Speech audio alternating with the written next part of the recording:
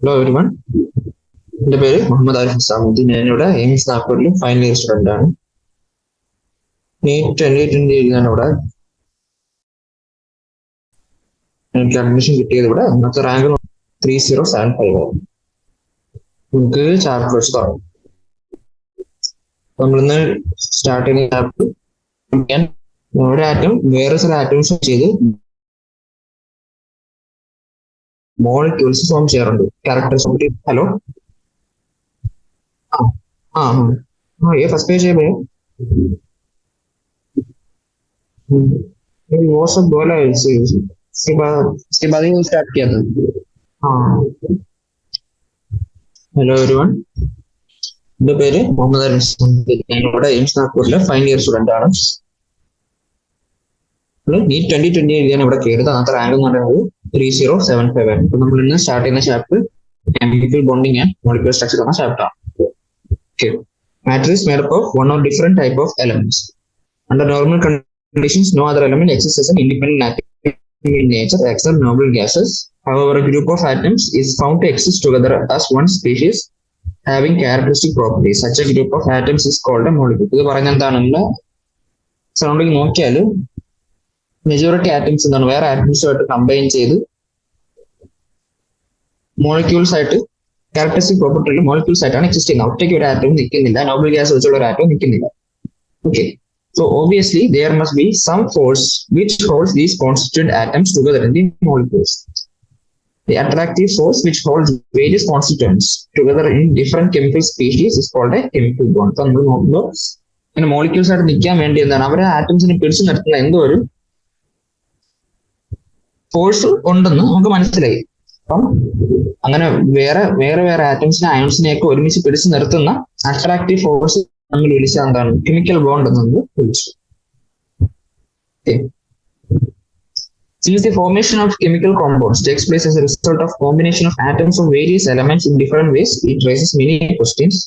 Why do atoms combine? Why are only certain combinations possible? Why do some atoms combine while others certain do not? അപ്പം ഇങ്ങനെ combine ചെയ്യുമ്പോൾ എന്തുകൊണ്ടാണ് ഇങ്ങനെ atoms combine ചെയ്യുന്നത്? ചില നമ്മൾ ഡിഫറെന്റ് പ്രൊപ്പോർഷൻസിലൊക്കെയാണ് ആറ്റംസ് കമ്പൈൻ ചെയ്യുന്നത്. അല്ലെങ്കിൽ തന്നെ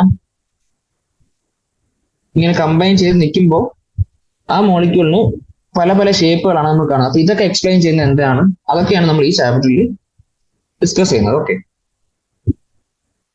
ഇതെല്ലാം ആൻസർ ചെയ്യാൻ വേണ്ടി ഒരുപാട് തിയറീസ് വന്നിട്ടുണ്ട്. ഏതൊക്കെ? Kossel Lewis approach, valence shell electron pair repulsion theory, valence bond theory and molecular orbital theory. ഈ 4 തിയറീസ് ആണ് നമ്മൾ ഈ ചാപ്റ്ററിൽ ഡിസ്കസ് ചെയ്യാൻ പോകുന്നത്. ഓക്കെ, അപ്പൊ ആദ്യം നമ്മൾ ഡിസ്കസ് ചെയ്യുന്നത് Kossel Lewis approach to chemical bond. ഇത് കൊണ്ടുവന്നത് 1916 Kossel and Lewis succeed independent in giving satisfactory explanation. ഇപ്പൊ ഇതെല്ലാം എക്സ്പ്ലെയിൻ ചെയ്യാൻ വേണ്ടി 1916 ഇവർ ഇൻഡിപെൻഡന്റ് ആയിട്ട് വർക്ക് ചെയ്താണ് തിയറി കൊണ്ടുവന്നത്. Lewis pictured the atoms in terms of a positively charged kernel and the outer shell that could accommodate a maximum of 8 electrons. അപ്പൊ എന്താണ് ലൂയിസ് ആറ്റത്തിനെ പിക്ചർ ചെയ്ത് എങ്ങനെയാണ് ഒരു പോസിറ്റീവ്ലി ചാർജ്ഡ് ആണെങ്കിൽ ഒരു സ്ഫിയർ നമ്മൾ അസ്യൂം ചെയ്യാം. ഒരു പോസിറ്റീവ്ലി ചാർജ് സ്ഫിയർ ഉണ്ട്, അതിന് ചുറ്റും 8 ഇലക്ട്രോൺസ് ഒക്യുപ്പൈ ചെയ്യാൻ പറ്റുന്ന ഒരു ഔട്ടർ ഷെല്ലും ഉണ്ട്. Okay, he further assumed that these 8 electrons occupy the corners of a cube which surround the kernel. അപ്പൊ എന്താണ് ഈ 8 ഇലക്ട്രോൺസ് എന്താണ് ഒരു ക്യൂബിന്റെ കോർണേഴ്സിലെ അങ്ങനെയാണ് ഈ 8 ഇലക്ട്രോൺസിനെ കേർണലിന് ചുറ്റും അറേഞ്ച് ചെയ്തിരിക്കുന്നതാണ് അയാൾ അസ്യൂം ചെയ്തത്. Thus the single outer shell electron of sodium would occupy one corner of the cube. Sodium നോക്കുകയാണെങ്കിൽ സോഡിയത്തിന് ഒറ്റ വാലൻസ് ഇലക്ട്രോണേ ഉള്ളൂ. അപ്പം ആ ഒരു വാലൻസ് ഇലക്ട്രോൺ ക്യൂബിന്റെ ഒരു കോർണറിൽ ഫിക്സ് ചെയ്തു.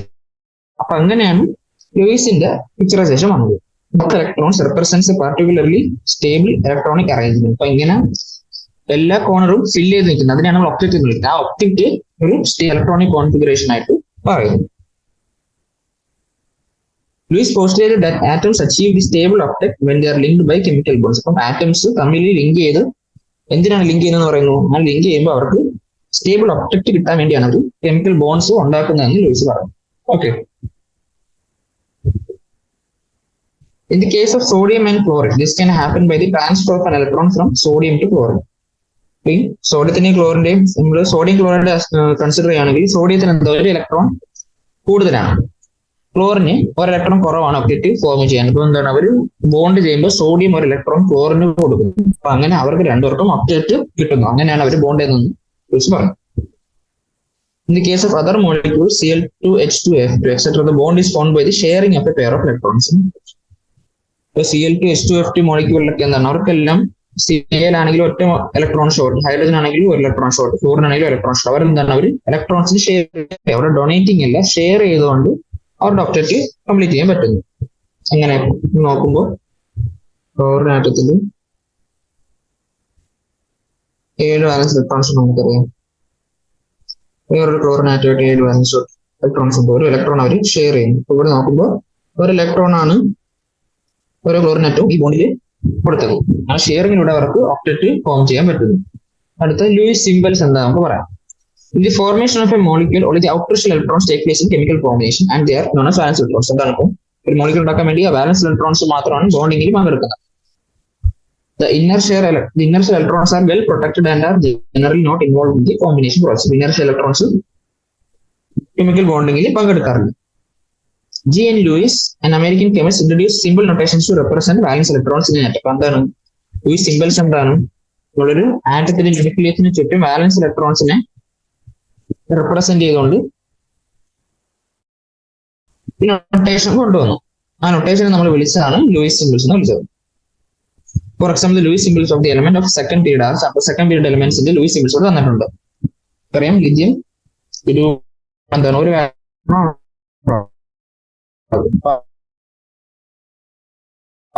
ഇതിന് ചുറ്റും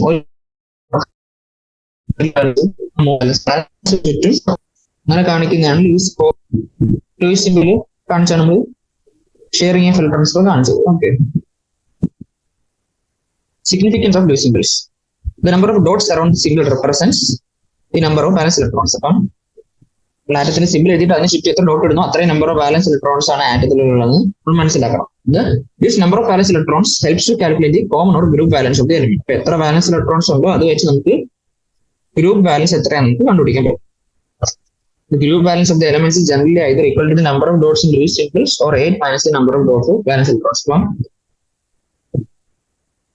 ഈ സിംബലിന് ചുറ്റും എത്ര ഡോട്ട് ഉണ്ട് അതായിരിക്കും ഗ്രൂപ്പ് ബാലൻസ്, അല്ലെങ്കിൽ 8 minus that number of electrons അതായിരിക്കും ഗ്രൂപ്പ് ബാലൻസ് എന്ന് പറയുന്നത്. അപ്പൊ നമുക്ക് ഇങ്ങനെ നോക്കാം. ഫോർ എക്സാമ്പിൾ നമ്മൾ ലിഥിയം എടുക്കുകയാണെങ്കിൽ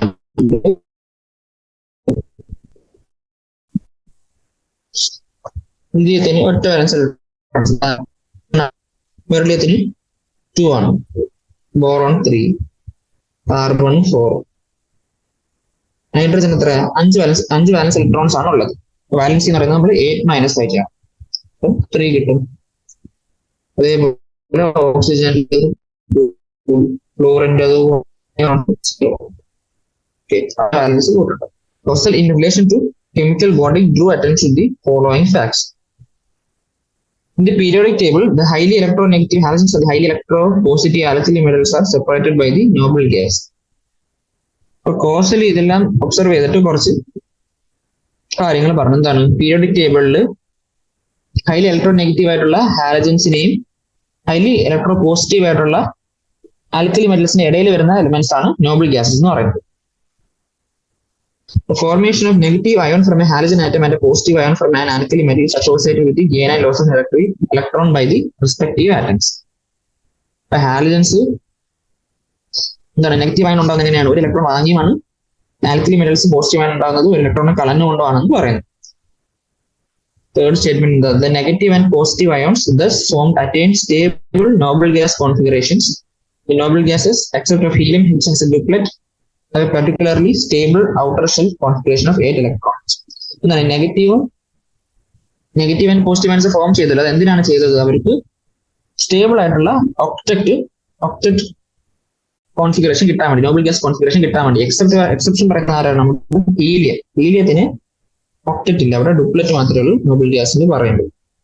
അപ്പൊ ആ കോൺഫിഗറേഷൻ കിട്ടാൻ വേണ്ടിയാണ് എന്ത് ഇവര് അയോൺസ് ഫോം ചെയ്തെന്ന് പറയുന്നത്. The negative and positive ions are stabilized by electrostatic attraction. എന്നിട്ട് ഈ നെഗറ്റീവ് അയൺ പോസിറ്റീവ് അയൺ ഉണ്ടായല്ലോ അവരെങ്ങനെയാണ് സ്റ്റേബിൾ ആയിട്ട് നിൽക്കുന്നത്? അവര് അവർ തമ്മിൽ ഇലക്ട്രോസ്റ്റാറ്റിക് അട്രാക്ഷൻ വഴിയാണ് അവർ സ്റ്റേബിൾ ആയിട്ട് നിൽക്കുന്നതെന്ന് പറയാം. ഇവിടെ ഒരു എക്സാമ്പിൾ ഇവിടെ കാണിച്ചിട്ടുണ്ട്. NaCl formation. Na എന്ന് പറയുന്നത് ഇലക്ട്രോണിക് കോൺഫിഗറേഷൻ നിയോൺ 3s1 ആണ്. ഒരു ഇലക്ട്രോൺ പോയാൽ Na പ്ലസ് ആയി. ക്ലോറിൻ ആണെങ്കിൽ ഇലക്ട്രോൺ വാങ്ങി Cl മൈനസ്, എന്നിട്ട് Na പ്ലസും Cl മൈനസ് കൂടെ കമ്പിക്കുന്നത് NaCl. ഇലക്ട്രോസ്റ്റാറ്റിക് അട്രാക്ഷൻ വഴി അവർ സ്റ്റേബിൾ ആവുന്നു ഇവര് പറയും. പിന്നെ കാൽഷ്യം ഫ്ലൂറൈഡിനെ ഇവര് ഇവിടെ കാണിച്ചു. The bond formed as a result of the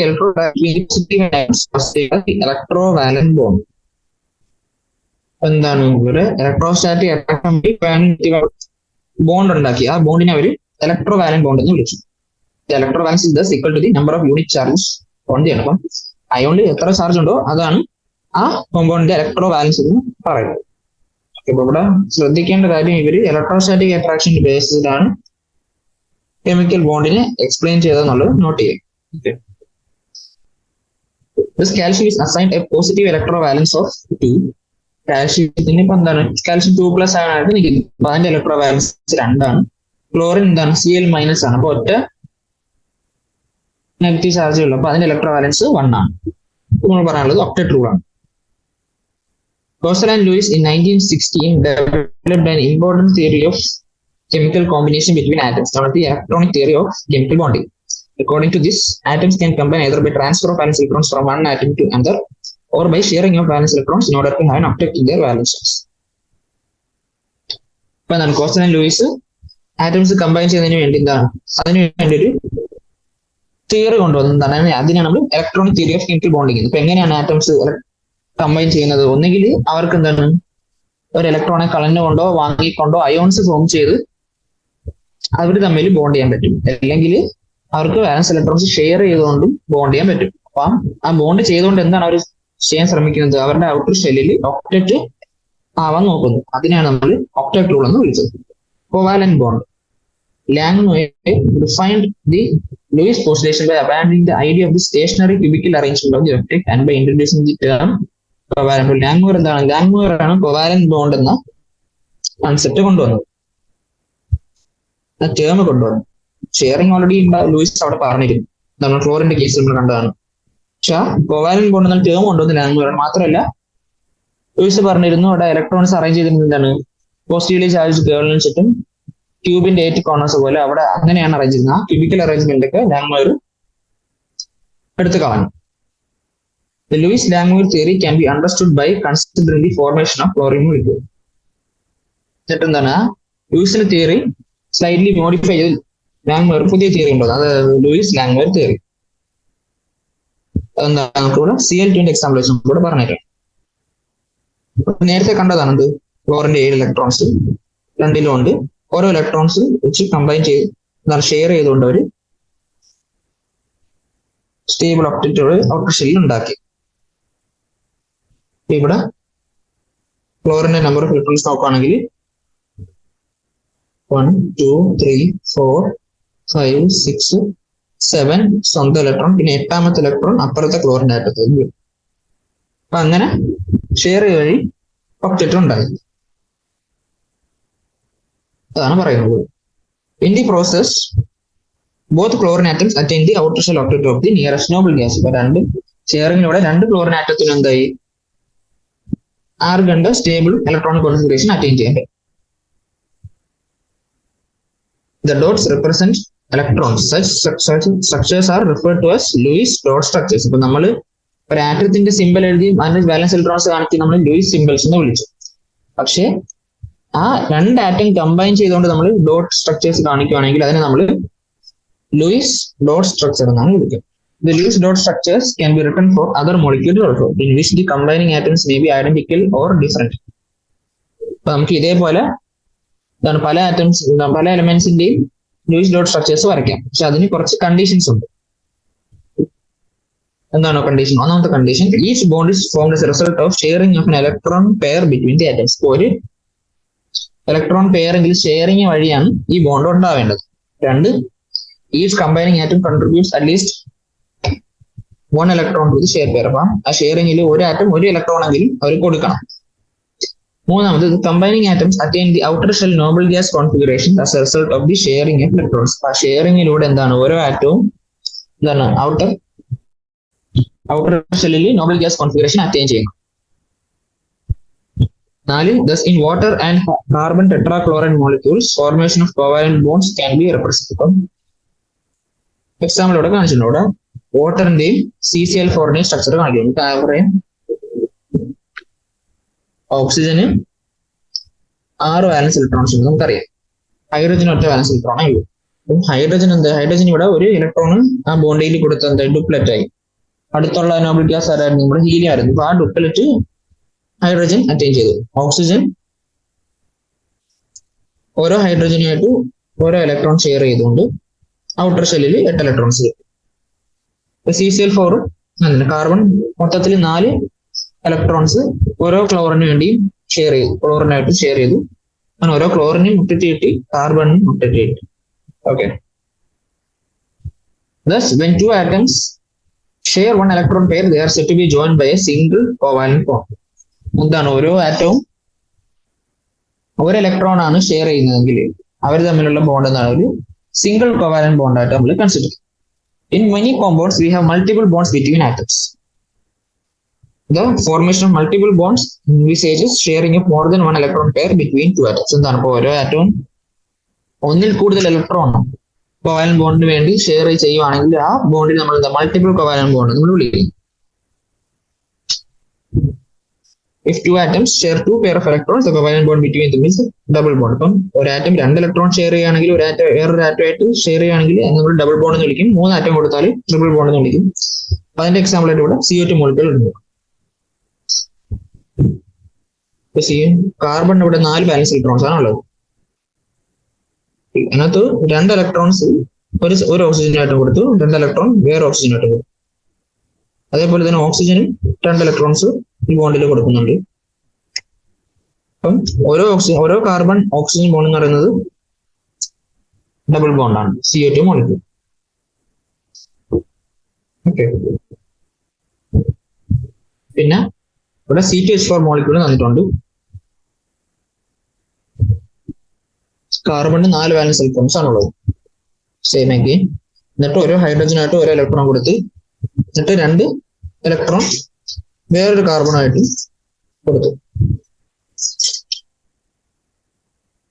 ഇപ്പൊ എന്താ ഇവിടെ കാർബൺ ഡബിൾ ബോണ്ട് ഉണ്ടായി. പിന്നെ ഹൈഡ്രജൻ സിംഗിൾ ബോണ്ട്സ് ഉണ്ട്.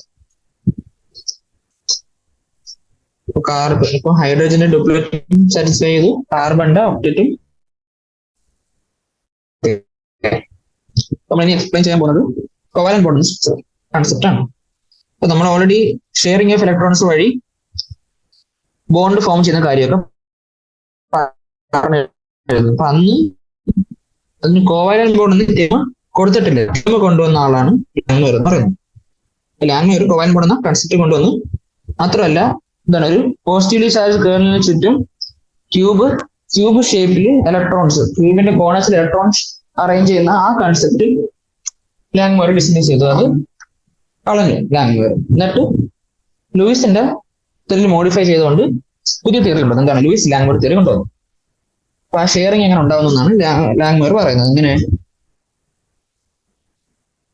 അവിടെ നേരത്തെ വരച്ച് കാണിച്ചാണ് 2 ക്ലോറിനായിട്ട് നമ്മൾ ഇലക്ട്രോൺസ് വെച്ച് ഷെയർ ചെയ്യുന്നത്. ക്ലോറിന്റെ ഔട്ടർ വാലൻസ് ഇലക്ട്രോൺസിന്റെ എണ്ണം 7 ഉണ്ട്.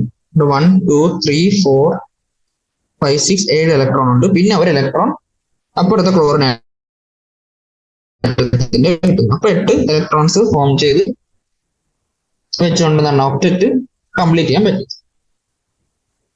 ഓക്കെ. ഈ പ്രോസസ്സിൽ 2 ക്ലോറിനാറ്റത്തിന് എന്തായി ഔട്ടർ ഷെല്ല് ഒക്ടറ്റ് കിട്ടി.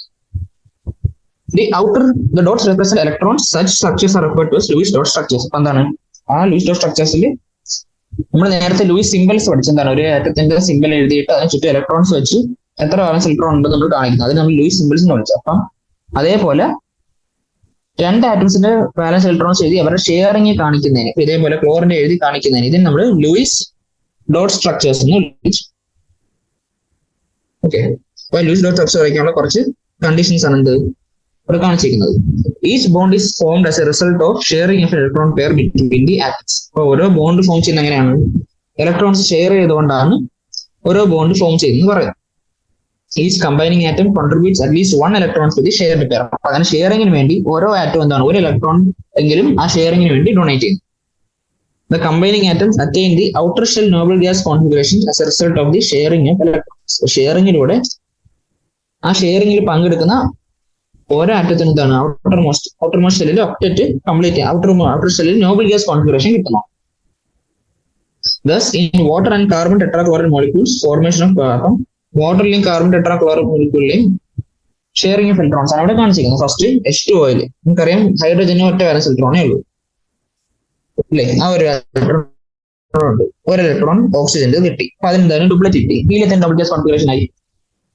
അപ്പൊ അത് ഹൈഡ്രജൻ ഇതേപോലെ തന്നെ. പിന്നെ നമുക്കറിയാം ഓക്സിജന് 6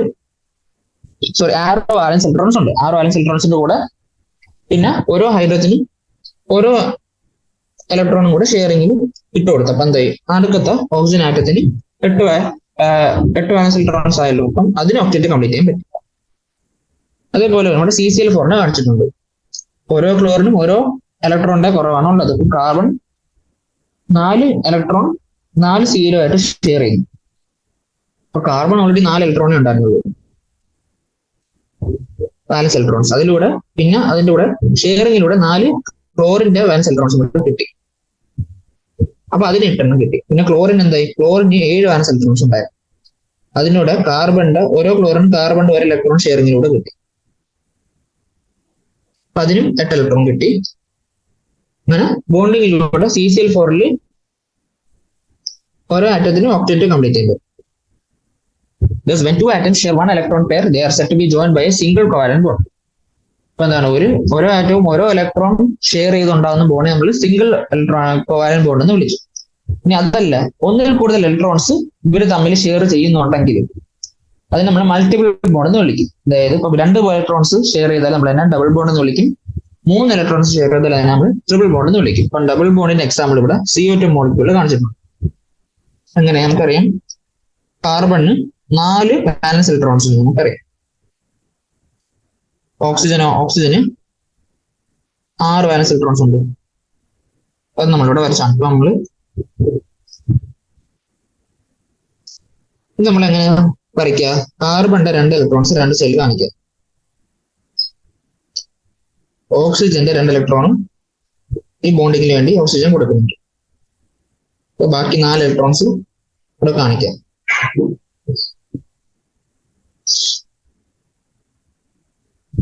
എന്നിട്ട് നമ്മൾ ഷെയറിംഗ് കാണിക്കും. ഇങ്ങനെ നോക്കുമ്പോൾ കാർബണും ഒക്ടറ്റ് കിട്ടി, ഓക്സിജനും ഒക്ടറ്റ് കിട്ടി. അങ്ങനെയാണ് കാർബൺ ഓക്സിജൻ ഡബിൾ ബോണ്ട് വെച്ചാണ് കാണിച്ചേക്കുന്നത്. അതേപോലെ തന്നെ ഇവിടെ C2H4 കാണിച്ചിട്ടുണ്ട്. ഹൈഡ്രജൻ ഡ്യൂപ്ലറ്റ് കംപ്ലീറ്റ് ചെയ്യുന്നു, കാർബൺ ഒക്ടറ്റ് കംപ്ലീറ്റ് ചെയ്തു. പിന്നെ ട്രിപ്പിൾ ബോണ്ടിന്റെ എക്സാമ്പിൾ ആയിട്ട് ഇവിടെ നമ്മുടെ N2 മോളിക്യൂളും ഈഥൈൻ മോളിക്യൂളും തന്നിട്ടുണ്ട്. ഇപ്പൊ നമുക്കറിയാം നൈട്രജന്റെ വാലൻസ് ഇലക്ട്രോൺസ് എത്രയാണ്? നൈട്രജന് 5 വാലൻസ് ഇലക്ട്രോൺസ് ഉണ്ട്. അല്ലെ, അതിൽ 3 ഇവർ തമ്മിൽ ഷെയർ ചെയ്യും. 3 കൊടുത്താല് പിന്നെ എത്ര ഉണ്ട്? ഓരോ നൈട്രജന് 2 ഇലക്ട്രോൺ ആണ് ബാക്കിയുള്ളത്. അങ്ങനെ നോക്കുമ്പോൾ ഓരോ നൈട്രജൻ ആറ്റത്തിനും 8 ഇലക്ട്രോൺ കിട്ടിയാട്ടെ. ഇവിടെ 2, ഇവിടെ 6. ഓരോ നൈട്രജനും ഔട്ടർ ഒക്ടറ്റ് കിട്ടി. അതേപോലെ തന്നെ ethyne molecule carbon triple bond വരുന്നു. പിന്നെ ഹൈഡ്രജൻ അവിടെ ഡ്യൂപ്ലറ്റ് കംപ്ലീറ്റ്. ഓക്കെ, അടുത്തത് Lewis representation of simple molecules. അപ്പം ലൂയിസ് ഡോട്ട് സ്ട്രക്ചറിന്റെ ഇമ്പോർട്ടൻസ് ആണ് നമ്മൾ ഇനി പറയാൻ പോകുന്നത്. The Lewis dot structures provide a picture of bonding in molecules and ions in terms of the share pair of electrons and the octet rule. അപ്പം ആറ്റംസും അയോൺസും തമ്മിൽ കമ്പൈൻ ചെയ്ത് എത്ര ഇലക്ട്രോൺസ് ഷെയർ ചെയ്യുന്നത് അതിനെ കുറിച്ചുള്ള പിക്ചർ ഒക്കെ നമുക്ക് ഒക്ടറ്റ് വരെ എങ്ങനെ കംപ്ലീറ്റ് അതിനെ കുറിച്ചുള്ള പിക്ചർ നമുക്ക് ലൂയിസ് ഡോട്ട് സ്ട്രക്ചറിലൂടെ നമുക്ക് അതിനെ കുറിച്ചുള്ള ഐഡിയ നമുക്ക് കിട്ടുന്നു. അപ്പം ലൂയിസ് ഡോട്ട് സ്ട്രക്ചർ വരയ്ക്കുമ്പോൾ നമ്മൾ ഫോളോ ചെയ്യേണ്ട കുറച്ച് റൂൾസ് ആണ് ഇനി പറയുന്നത്. ഒന്ന്, the total number of electrons required for writing the structures are obtained by adding the valence electrons of the combining atoms. എന്താണ് നമുക്ക് ലൂയിസ് ഡോട്ട് സ്ട്രക്ചർ വരയ്ക്കാൻ വേണ്ടി എത്ര ഇലക്ട്രോൺസ് ടോട്ടൽ അവൈലബിൾ ആണ് നമ്മൾ എങ്ങനെ നോക്കുക? എത്ര വാലൻസ് ഇലക്ട്രോൺസ് ഉണ്ടോ ഓരോ ആറ്റത്തിലും അതെല്ലാം കൂടെ നമ്മൾ ആഡ് ചെയ്തിട്ടാണ് നോക്കുന്നത്. ഫോർ എക്സാമ്പിൾ, ഇന്ന് CH4 molecules ഇപ്പൊ CH4 മോളിക്കൂൾ എത്ര വാലൻസ് ഇലക്ട്രോൺസ് ഉണ്ട്? കാർബണിന്റെ 4 വാലൻസ് ഇലക്ട്രോൺസ് ഉണ്ട്, പിന്നെ ഓരോ ഹൈഡ്രജനും ഒരു വാലൻസ് ഇലക്ട്രോൺ ഉണ്ട്. അപ്പൊ 4 എത്ര 8 വാലൻസ് ഇലക്ട്രോൺസ് ആണ് മൊത്തത്തിലുണ്ട്. For anions, each negative charge would mean addition of 1 electron. Anions ആണെങ്കിൽ വാലൻസ് ഇലക്ട്രോണിന്റെ കൂടെ ഒരു ഇലക്ട്രോണും കൂടെ സിംഗിൾ നെഗറ്റീവ് ചാർജ് ആണെങ്കിൽ ഒരു ഇലക്ട്രോൺ ആഡ് ചെയ്യാം. കാറ്റോൺ ആണെങ്കിൽ സിംഗിൾ ഒറ്റ പോസിറ്റീവ് ചാർജ് ഉള്ള കാറ്റോൺ ആണെങ്കിൽ വാലൻസ് ഇലക്ട്രോൺസിന്റെ എണ്ണത്തിൽ നിന്ന് നമ്മൾ ഒരെണ്ണം കുറയ്ക്കുന്നു. ഫോർ എക്സാമ്പിൾ Cl നമുക്കറിയാം 7 വാലൻസ് ഇലക്ട്രോൺസേ ഉള്ളൂ. Cl മൈനസ് അയോൺ ആണെങ്കിലോ 7 കൂടെ ഒന്നും കൂടെ നമ്മൾ ആഡ് ചെയ്യുന്നു, അതാണ് 8 വാലൻസ് ഇലക്ട്രോൺസ്. സോഡിയം ആണെങ്കിൽ നമുക്കറിയാൻ ഒരു വാലൻസ് ഇലക്ട്രോണേ ഉള്ളൂ. പക്ഷെ Na+ ആണെങ്കിൽ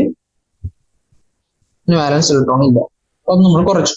ഓക്കെ, അതാണ് ഇവിടുത്തെ ഒരു കൺസെപ്റ്റ് എന്ന് പറയുന്നത്. ഫോർ എക്സാമ്പിൾ വേറെ എക്സാമ്പിൾ തന്നേക്കുന്നത് CO3 2- അയോൺ ആണ്. The two negative charges indicate that there are 2 additional electrons than that provided by the neutral atom. അപ്പോൾ ഇവിടെ എന്താണ് CO3 2- നമുക്കറിയാം കാർബണിന് 4 വാലൻസ് ഇലക്ട്രോൺസ്, ഓരോ ഓക്സിജനും 6 വാലൻസ് ഇലക്ട്രോൺസ്. അപ്പം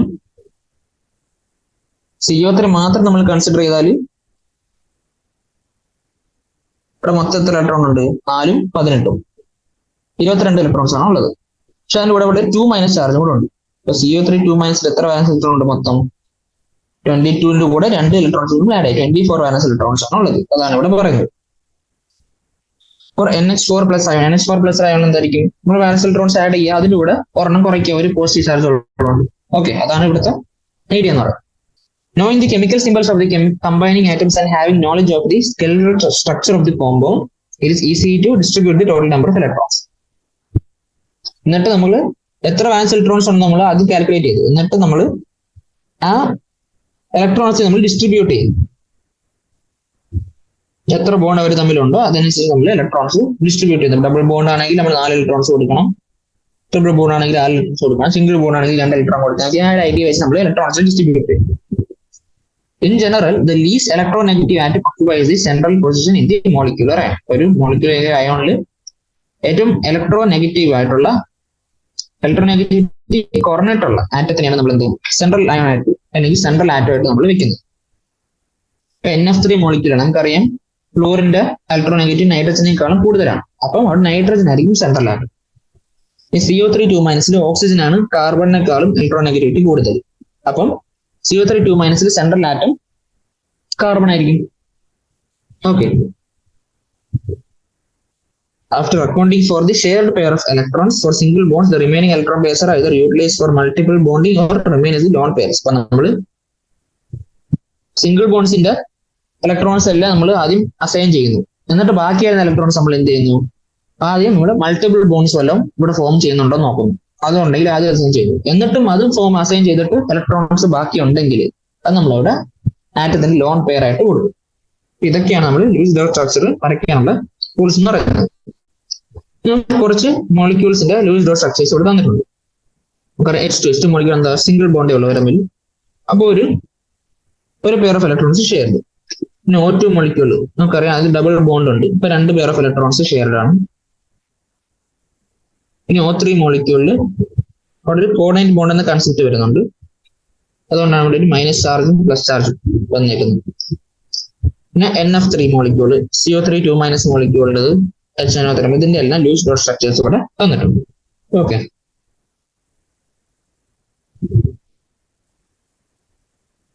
നമുക്ക് പറയേണ്ടത്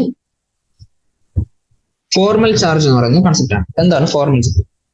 Lewis dot structures in general do not represent the actual shape of the molecules. അപ്പോൾ നമ്മൾ ലൂയിസ് ഡോട്ട് സ്ട്രക്ചേഴ്സ് വരയ്ക്കുമ്പോൾ നമുക്ക് ആ മോളിക്യൂളിന്റെ ആക്ച്വൽ ഷേപ്പ് കിട്ടുന്നില്ല. എന്താ നമുക്ക് മനസ്സിലാവുന്നത്? In case of polyatomic ions, the net charge is possessed by the ion as a whole and not by a particular atom. ഒന്നിൽ കൂടുതൽ ആറ്റംസ് ഉള്ള അയോൺ, ഫോർ എക്സാമ്പിൾ CO3 2- അയോണിൽ ആ നെഗറ്റീവ് ചാർജ് ആരാണ് possess ചെയ്യുന്നത്? ആ അയോൺ മൊത്തത്തിലാണ് പൊസസ് ചെയ്യുന്നത്. ഓരോ individual ആറ്റത്തിൽ അങ്ങനെ അസൈൻ ചെയ്യാൻ നമുക്ക് പറ്റത്തില്ല. It is, however, feasible to assign a formal charge of an atom in a polyatomic molecular ion. പക്ഷെ നമുക്ക് എന്താണ് അങ്ങനെ അസൈൻ ചെയ്യാൻ പറ്റില്ല. പക്ഷെ നമുക്ക് ഒരു ആറ്റത്തിൽ നമുക്ക് ഒരു ഫോർമൽ ചാർജ് എന്ന് പറഞ്ഞ ഒരു കൺസെപ്റ്റ് നമുക്ക് അവിടെ അസൈൻ ചെയ്യാം. അപ്പൊ എന്താണ് ഈ formal charge? The formal charge of an atom in a polyatomic molecular ion may be defined as the difference between the number of valence electrons of the atom in isolated or free state and the number of ഇപ്പൊ എന്താണ് ഒരു ground സ്റ്റേറ്റിൽ ഇരിക്കുന്ന atom ആ ആറ്റത്തിന്റെ balance electrons എണ്ണത്തിന്റെ നമ്മൾ സ്ട്രക്ചറിൽ അതിനായി അസൈൻ ചെയ്യുന്ന നമ്പർ ഓഫ് ഇലക്ട്രോൺസിന്റെ ഡിഫറൻസ്, അതാണ് എന്ത് ലൂയിസ് സ്ട്രക്ചർ എന്ന് പറയുന്നത്. ലൂയിസ് സ്ട്രക്ചറിൽ അതിന്റെ ഫോർമൽ ചാർജ് നമ്മൾ പറയുന്നത് എന്ന് വെച്ചാൽ, ഇപ്പം ഫോർ എക്സാമ്പിൾ NaCl മോളിക്യൂൾ നമുക്കറിയാം ഗ്രൗണ്ട് സ്റ്റേറ്റിൽ ക്ലോറിനിൽ 7 ഇലക്ട്രോൺസ് ആണുള്ളത്. പക്ഷെ NaCl മോളിക്യൂൾ നമ്മൾ എന്താണ് ക്ലോറിന് Cl മൈനസ് ആണ് എക്സിസ്റ്റ് ചെയ്യുന്നത്, അപ്പൊ അതിന് 8 ഇലക്ട്രോൺസ് ഉണ്ട് അല്ലേ. ഈ രണ്ടിന്റെയും ഡിഫറൻസ് 7 മൈനസ് 8 മൈനസ് 1. അപ്പൊ അതാണ് എന്ത് NaCl മോളിക്യൂളിൽ Clന്റെ ഫോർമൽ ചാർജ് എന്ന് പറയുന്നത്. അപ്പൊ അതാണ് ഇവിടുത്തെ ഫോർമൽ ചാർജിന്റെ കൺസെപ്റ്റ്. അപ്പൊ അതിനൊരു ഫോർമുലയാണ്. ആ ഫോർമുല എന്താണ്? ഫോർമൽ ചാർജ് എന്ന് വെച്ചാൽ total number of valence electrons in the free atom.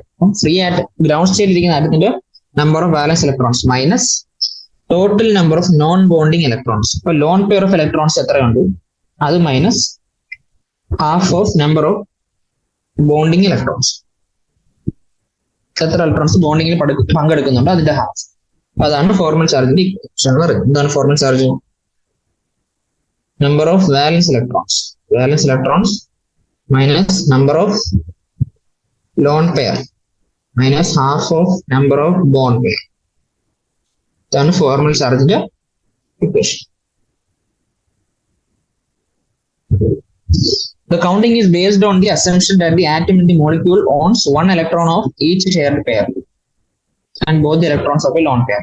എന്താണ് കൗണ്ട് ചെയ്ത് പറയുന്നത് വെച്ചാൽ, കൗണ്ട് ചെയ്യുമ്പോൾ എന്താണ് ബോണ്ടിങ് ഇലക്ട്രോൺസില് ഈ ഷെയർ ചെയ്യുന്ന ഇലക്ട്രോൺസില് ഒരു ഇലക്ട്രോൺ ആണ് ആ സ്വന്തം ആറ്റത്തിന്റെ സ്വന്തമായിട്ടുള്ളത്. മാത്രമല്ല ലോൺ പെയർ ആയിട്ടുള്ള ഇലക്ട്രോൺസ് ആറ്റത്തിന്റെ മൊത്തം സ്വന്തമാണ്. അത് നമുക്ക് എക്സാമ്പിൾ ആയിട്ട് നോക്കാം. ഇപ്പം കൂടെ O3 മോളിക്യൂളിന്റെ ലൂയിസ് ഡോട്ട് സ്ട്രക്ചർ തന്നിട്ടുണ്ട്. അപ്പൊ അതിൽ നമുക്ക് ഫോർമൽ ചാർജ് കണ്ടുപിടിക്കാം. ആദ്യം atom number 1 formal charge. Okay, എന്താണ് ഫോർമൽ ചാർജിന്റെ equation?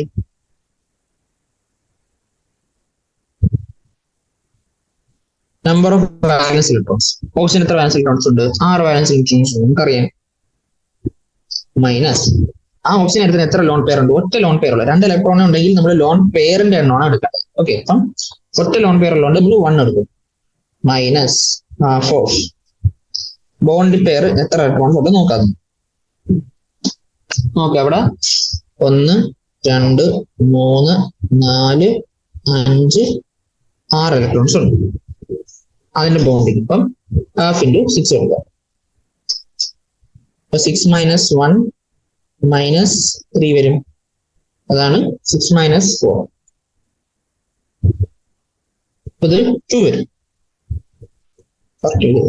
Sorry, lone pair pair ആയിട്ടല്ല എടുത്തത്, തെറ്റിപ്പോയതാണ്. ലോൺ പെയർ ഓഫ് ഇലക്ട്രോൺസ് നമ്മൾ പെയർ ആയിട്ടല്ല മൊത്തത്തിലാണ് എടുക്കുന്നത്. 6 മൈനസ് ഇവിടെ 1 അല്ല 2 എടുക്കാം. 6 മൈനസ് 2 മൈനസ് 3. 6 മൈനസ് 5 എന്ന് പറയുന്നത് ഇവിടെ 1 ഉണ്ട്. അപ്പൊ നമുക്ക് 1 നമ്പറുള്ള ഓക്സിജൻ ആറ്റത്തിന്റെ ഫോർമൽ ചാർജ് നമുക്ക് +1 ആയിട്ട് കിട്ടും. ഓക്കെ, അതേപോലെ തന്നെ ഇനി നമ്പർ 2 ഉള്ള ഓക്സിജൻ ആറ്റത്തിന്റെ അത് minus number of loan pair of electrons. Lone pair electrons എത്ര ഉണ്ട്? ഇവിടെ 1 2 3 4 ഇലക്ട്രോൺസ് ഉണ്ട്. അത് -4 ചെയ്യാം. Minus half of bonding pair of electrons എത്ര ഉണ്ട്? 1 2 3 4 4 എണ്ണം ഉണ്ട്. അതിന്റെ 4 ചെയ്യും. 6 മൈനസ് 4 മൈനസ് 2 വരും. എന്ത് വരും? 0 വരും. അപ്പം സെക്കൻഡ് ഓക്സിജൻ ആറ്റത്തിന്റെ ഫോർമൽ ചാർജ് എന്ന് പറയുന്നത് 0 ആണ്. ഓക്കെ, ഇനി തേർഡ് ഓക്സിജൻ ആറ്റത്തിന്റെ ഫോർമൽ ചാർജ് എന്താ? അവിടെ വാലൻസ് ഇലക്ട്രോൺ 6 തന്നെ minus loan pair of electrons ഇവിടെ 6 എണ്ണം ഉണ്ട്. മൈനസ് ഹാഫ് ഇൻറ്റു എത്ര ബോണ്ടിങ് ഇലക്ട്രോൺസ് ഉണ്ട്? 1 2 ചെയ്യാം. 6 മൈനസ് 6 മൈനസ് 1 വരും. എന്നുവെച്ചാൽ മൈനസ് ഉണ്ട്. ഇതിന്റെ ഫോർമൽ ചാർജ് -1 എന്ന് വരും. അപ്പൊ അങ്ങനെയാണ് നമ്മൾ ഫോർമൽ ചാർജ് കണ്ടുപിടിക്കും. ഓക്കെ, അപ്പം എന്നിട്ട് ഓസോൺ മോളിക്യൂൾ നമ്മൾ ഫോർമൽ ചാർജ് റെപ്രസെന്റ് ചെയ്ത് നമ്മൾ വരച്ചാണെങ്കിൽ okay We understand that formal charges do not indicate real charge separation within the molecule. Indicate the charges in the atom in the Lewis only helps in keeping track of the valence electrons in the molecules. So എന്താണ് formal charge എന്ന് പറയുന്നത് ആറ്റത്തിലുള്ള real charge അല്ല കാണിക്കുന്നത്, പക്ഷേ വാലൻസ് electrons എങ്ങോട്ട് ഏത് ആറ്റത്തിൽ നിന്ന് എങ്ങോട്ടാണ് പോയിരിക്കുന്നത് അത് നമുക്ക് കണ്ടുപിടിക്കാൻ വേണ്ടിയുള്ള, എങ്ങോട്ടാണ് പോകുന്നത് നമുക്ക് ട്രാക്ക് ചെയ്യാൻ വേണ്ടിയുള്ള ഒരു ടൂൾ മാത്രമാണ് ഈ ഫോർമൽ ചാർജ് എന്ന് പറയുന്നത്.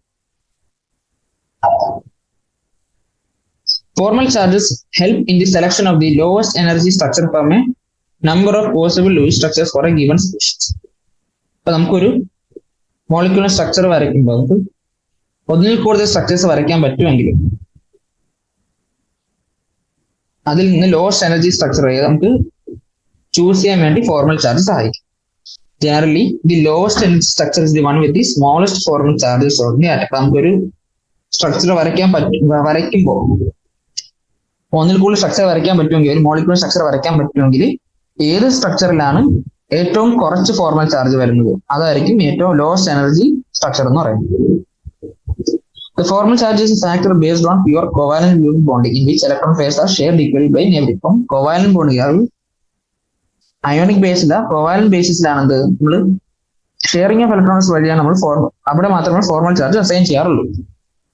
അയോണിക് കോമ്പൗണ്ട്സിൽ ഇത് ആപ്ലിക്കബിൾ അല്ല. നമുക്ക് പറയാനുള്ളത് ഒക്ടറ്റ് റൂളിന്റെ ലിമിറ്റേഷൻസ് എന്തൊക്കെയാണെന്നാണ് പറയുന്നത്. The octet rule, though useful, is not universal. It is quite useful for understanding the structures of most of the organic compounds. It applies mainly to the second period elements of the periodic table. Octet rule നമുക്ക് എന്താണ് എല്ലാ കോമ്പൗണ്ട്സിലും അത് apply ചെയ്യാൻ പറ്റും. മാത്രമല്ല അത് second period എലമെന്റ്സിൽ മാത്രമേ most ആയിട്ട് നമുക്ക് അപ്ലൈ ചെയ്യാൻ പറ്റത്തുള്ളൂ. അപ്പൊ അതിന്റെ എക്സ്റ്റൻഷൻസ് എന്താണ്? ഒന്ന് ലിമിറ്റേഷൻസ് എന്തൊക്കെയാണ്? ഒന്നാമത് incomplete octet of the central atom. എന്താണ് in some compound the number of electrons surround the central atom is less than 8. അപ്പം ചിലരുടെ നമ്മൾ ലൂയിസ് ഡോട്ട് സ്ട്രക്ചേഴ്സ് വരയ്ക്കുമ്പോൾ സെൻട്രൽ ആറ്റത്തിന് 8 ഇലക്ട്രോൺസ് അല്ലെങ്കിൽ ഒക്ടറ്റ് കംപ്ലീറ്റ് ചെയ്യാൻ പറ്റുന്നത്. അതിന് നമ്മൾ ഇൻകംപ്ലീറ്റ് ഒക്ടറ്റ് എന്ന് വിളിക്കുന്നത്. അതിന്റെ എക്സാമ്പിൾ ആണ് എന്ത് LiCl, BeH2, BCl3 എന്ന് പറയുന്ന കോമ്പൗണ്ട്സ്. ഇവർക്കൊന്നും എന്താ നമ്മൾ നോക്കുമ്പോൾ ലിഥിയത്തിനും ക്ലോറിനും രണ്ടിനും ഒക്ടറ്റ് കംപ്ലീറ്റ് ചെയ്യാൻ പറ്റില്ല. ബെറിലിയത്തിന് ഇവിടെ 4 ഇലക്ട്രോൺസേ ഉള്ളൂ, BCl3 ഇവിടെ 6 ഇലക്ട്രോൺസ് ഉള്ളൂ. ഇവർക്കൊന്നും ഒക്ടറ്റ് കംപ്ലീറ്റ് ചെയ്യാൻ പറ്റില്ല. അപ്പം ഇൻകംപ്ലീറ്റ് ഒക്ടറ്റ് അതിന്റെ ഒരു ലിമിറ്റേഷൻ ആയിരുന്നു. രണ്ടാമത്തെ ലിമിറ്റേഷൻ എന്താണ്? Odd electron molecules. In molecules with an odd number of electrons like nitric oxide and hydrogen dioxide, the octet rule is not satisfied for all the atoms. അപ്പം odd number of valence electrons total വരുന്ന molecules എന്താ ഇത് octet complete ചെയ്യാൻ പറ്റില്ല. അതിന്റെ example ആണ് NOയും NO2 എന്നൊക്കെ പറയുന്നത്. മൂന്നാമത്തെ ലിമിറ്റേഷൻ ആണ് എക്സ്പാൻഡ് ഒക്ടറ്റ്. ഇപ്പൊ എന്താണ് സെൻട്രൽ ആറ്റത്തിന് 8ൽ കൂടുതൽ ഇലക്ട്രോൺസ് വരുന്നു. അതിന്റെ എക്സാമ്പിൾ ആണ് PF5, SF6, H2SO4. ഈ മോളിക്യൂൾസ് ഒക്കെ സെൻട്രൽ ആറ്റത്തിന് 8ൽ കൂടുതൽ ഇലക്ട്രോൺസ് വരുന്നുണ്ട്. ഇപ്പൊ PF5 ആണെങ്കിൽ 10, SF6 ആണെങ്കിൽ 12, അങ്ങനെ 8ൽ കൂടുതൽ ഇലക്ട്രോൺസ് വരുന്നു. അപ്പൊ ഇതിന്റെയും എക്സ്പ്ലെയിൻ ചെയ്യാൻ നമ്മുടെ ഒക്ടറ്റ് റൂളിന് പറ്റിയത്. H2SO4 നോക്കുവാണെങ്കിൽ സൾഫറിന് ഇവിടെ എത്ര 12 ഇലക്ട്രോൺസ് ആണുള്ളത്. സെൻട്രൽ ആറ്റത്തിനോട് 12 ഇലക്ട്രോൺസ് കിട്ടുന്നുണ്ട്. Interestingly, sulfur also forms many compounds in which the octet rule is obeyed. Sulphur എന്ന octet rule ഒബേ ചെയ്യുന്ന കോമ്പൗണ്ട്സും ഫോം ചെയ്യുന്നുണ്ട്. അപ്പൊ ഒബേ ചെയ്യാത്ത കോമ്പൗണ്ട്സ് ഫോം ചെയ്യുന്നുണ്ട്. അതൊന്നും നമുക്ക് octet റൂളിൽ പറയാൻ പറ്റില്ല. പിന്നെ octet റൂളിന്റെ വേറെ കുറച്ച് ഡ്രോബാക്സ് ആണ് ഇനി പറയാൻ പോകുന്നത്. It is clear that octet rule is based upon the chemical inertness of noble gases. അപ്പൊ എന്താണ് octet rule? എന്താണ് നമ്മൾ നോബിൾ ഗ്യാസിനെ വെച്ചാണ് octet rule മൊത്തത്തിൽ ഉണ്ടായത്. എന്താണ് എല്ലാ ആറ്റവും ഔട്ടർ മോസ്റ്റ് ഷെല്ലിൽ 8 ഇലക്ട്രോൺസ് നോബിൾ ഗ്യാസ് കോൺഫിഗറേഷൻ കിട്ടാൻ നോക്കുന്നതെന്ന് പറഞ്ഞാണ് നമ്മൾ ഒക്ടറ്റ് റൂൾ കൊണ്ടുവന്നതാണ്. പിന്നെ കണ്ടുപിടിച്ച എന്താണ് നോബിൾ ഗ്യാസസും കുറെ കോമ്പൗണ്ട്സ് ഫോം ചെയ്യും. എന്താണ് HCF2, KrF2, HCOF2. Already stable ആയിട്ട് ആൾക്കാർ എന്തിനാണ് പിന്നെ വേറെ കോമ്പൗണ്ട്സ് ഫോം ചെയ്യാൻ പോകുന്നത്? അപ്പൊ അതിന്റെ ഒരു limitation. This theory does not account for the shape of the molecule. നമുക്ക് എത്ര ഇലക്ട്രോൺസ് ഷെയർ ചെയ്യുന്നു അതൊക്കെ നമുക്ക് ഈ തിയറിയിൽ നിന്ന് കണ്ടുപിടിക്കാൻ പറ്റും. പക്ഷെ മോളിക്യൂളിന്റെ ഷേപ്പ് എന്താണെന്ന് നമുക്ക് പറയാൻ പറ്റില്ല ഈ തിയറിയിലൂടെ. മൂന്നാമത്തെ ലിമിറ്റേഷൻ എന്താ? It does not explain the relative stability of the molecule being totally silent about the energy of a molecule. അപ്പൊ എന്താണ് ബോണ്ടിങ്ങിലൂടെ സ്റ്റെബിലിറ്റിയുടെ കാര്യങ്ങളൊന്നും പറയുന്നില്ല. മാത്രമല്ല മോളിക്യൂളിന്റെ എനർജിയെ കുറിച്ചൊന്നും ഈ തിയറിയിൽ ഒന്നും പറയുന്നു. ഓക്കെ, പിന്നെ നമുക്ക് പറയാനുള്ളത് അയോണിക് ബോണ്ട് അല്ലെങ്കിൽ ഇലക്ട്രോ വാലന്റ് ബോണ്ട്. നമ്മൾ ആദ്യം പറഞ്ഞില്ല electro valent bond. From the Coulson and Lewis treatment of the formation of an ionic bond, it follows that the formation of ionic compounds would primarily depend upon. അപ്പം Kossel and ലൂയിസിന്റെ ബേസിൽ ionic bond ഉണ്ടാകുന്ന എന്തിന്റെ ബേസിലാണ്? ഒന്ന്, the ease of formation of the positive negative ions with respective neutral atom. അപ്പോൾ neutral ആറ്റത്തിൽ നിന്ന് എത്ര പെട്ടെന്ന് അവർക്ക് അയോൺസ് ഫോം ചെയ്യാൻ പറ്റും, അതിനെ ബേസ് ചെയ്തിരിക്കും അയോണിക് ബോണ്ട് ഉണ്ടാകുന്നത്. അത് ഒന്നാമത്തെ ഫാക്ടർ. രണ്ടാമത്തെ ഫാക്ടർ എന്താണ്? The arrangement of the positive and negative ions the solid. രണ്ട്, അവരുടെ ക്രിസ്റ്റലൈൻ കോമ്പൗണ്ട് ലാറ്റിസിൽ അവർ എങ്ങനെ അറേഞ്ച് ചെയ്യുന്നു അതിനെ ബേസ് ചെയ്തിരിക്കും എത്ര പെട്ടെന്ന് അവർക്ക് അയോണിക് ബോണ്ട് ഫോം ചെയ്യാൻ പറ്റും എന്നുള്ളത്. The formation of a positive ion involves ionization, and that of negative ion involves the addition of electrons to the neutral atom. ഇപ്പൊ എന്താണ്, ഒരു പോസിറ്റീവ് അയൺ നമ്മൾ ഇലക്ട്രോണിനെ കളയുന്നു, അയനൈസ് ചെയ്യുന്നു. അതിനുവേണ്ടി എന്താൽപ്പി നമ്മൾ അയനൈസേഷൻ എന്താൽപ്പി എന്ന് വിളിച്ചു. എന്താണ് അയനൈസേഷൻ എന്താൽപ്പി? നമ്മൾ ഡെഫിനിഷൻ പറഞ്ഞത് ഗ്രൗണ്ട് സ്റ്റേറ്റിലിരിക്കുന്ന ഒരു ഗേഷ്യസ് ആറ്റത്തിന്റെ ഒരു ഇലക്ട്രോൺ കളയാൻ വേണ്ട എന്താൽപ്പി ചേഞ്ച് നമ്മൾ അയനൈസേഷൻ എന്താൽപ്പി എന്ന് വിളിച്ചു. അതേപോലെ തന്നെ electron gain enthalpy neutral gaseous ആറ്റത്തില്ല, ഗ്രൗണ്ട് സ്റ്റേറ്റിൽ ഇരിക്കുന്ന ന്യൂട്രൽ ഗേഷ്യസ് ആറ്റത്തിന്റെ ആറ്റത്തിലേക്ക് ഒരു ഇലക്ട്രോൺ ആഡ് ചെയ്യാൻ വേണ്ട എന്താൽപ്പി ചേഞ്ച്, അതാണ് ഇലക്ട്രോൺ ഗെയിൻ എന്താൽപ്പി എന്ന് പറയുന്നത്. അപ്പൊ അത് രണ്ടും, ആ രണ്ട് എന്താൽപ്പിയും സപ്ലൈ ചെയ്യുന്നു, എന്നിട്ട് അവർ തമ്മിൽ കമ്പൈൻ ചെയ്ത് അയോണിക് സോളിഡ് ഉണ്ടാകുന്നു. അതാണ് ഇവിടെ കാണിച്ചിരിക്കുന്നത്. ഡെഫിനിഷൻസ് പറയുന്നു. പിന്നെ ഇലക്ട്രോൺ ഗെയിൻ എന്താൽപ്പിയും അയനൈസേഷൻ എന്താൽപ്പിയെ കുറിച്ച് ആലോചിക്കേണ്ടത്, അയനൈസേഷൻ എന്താൽപ്പി എപ്പോഴും പോസിറ്റീവ് വാല്യൂ ആണ്, അല്ലെങ്കിൽ അത് എൻഡോതെർമിക് റിയാക്ഷൻ ആണ്. ഇലക്ട്രോൺ ഗെയിൻ എന്താൽപ്പി എന്ന് പറയുന്നത് പോസിറ്റീവ് ആവാം, നെഗറ്റീവ് ആവാം. Okay, obviously ionic bonds will be formed more easily between elements with comparatively low ionization enthalpies and elements with comparatively high negative value of electron gain enthalpy. അപ്പം ആര് തമ്മിലായിരിക്കും ionic bond ഉണ്ടാവുക?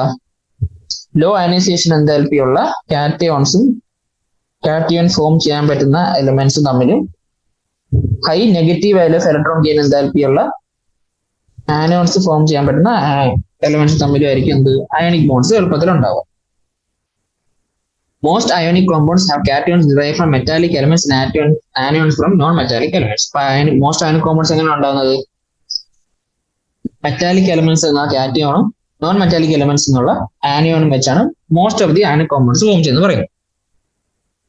The ammonium ion is an exception. അപ്പൊ ammonium എന്താണ് ഒരു exception ആണ്. എന്താണ്? രണ്ടും നോൺ മെറ്റാലിക് എലമെന്റ്സ്, നൈട്രജനും ഹൈഡ്രജനും എന്താണ് നോൺ മെറ്റാലിക് എലമെന്റ്സ്, എന്നിട്ട് അവരൊരു അയോൺ ഫോം ചെയ്തു. അതൊരു എക്സെപ്ഷൻ ആണ്. Ionic compounds in the crystalline state consist of orderly three-dimensional arrangements of cations and anions held together by the Coulombic interaction energies. നമുക്ക് ionic compounds എങ്ങനെയാണ്? ഒരു ക്രിസ്റ്റൽ ലാറ്റിസിലാണ് അറേഞ്ച് ചെയ്തിരിക്കുന്നത്, നമുക്കറിയാം. 3-dimensional arrangement ഉണ്ട്, അതൊന്നും പറയാം. അപ്പൊ ഇത് എന്ത് ഇന്ററാക്ഷൻ വഴിയാണ് ഇത് ലാറ്റിസ് നിൽക്കുന്നത്? Coulombic interaction വഴിയാണ്. These compounds crystallize in different crystal structures determined by the size of the ions. അയോൺസിന് സൈസ് അനുസരിച്ച് ഇവർക്ക് പലതരം സ്ട്രക്ചേഴ്സ് ഉണ്ട്. അതിന്റെ എക്സാമ്പിൾ എടുത്ത് തന്നിരുന്നുണ്ട്. സോഡിയം ക്ലോറൈഡ് അതിന് റോക്ക് സോൾട്ട് സ്ട്രക്ചർ ആണ് ഉള്ളത്.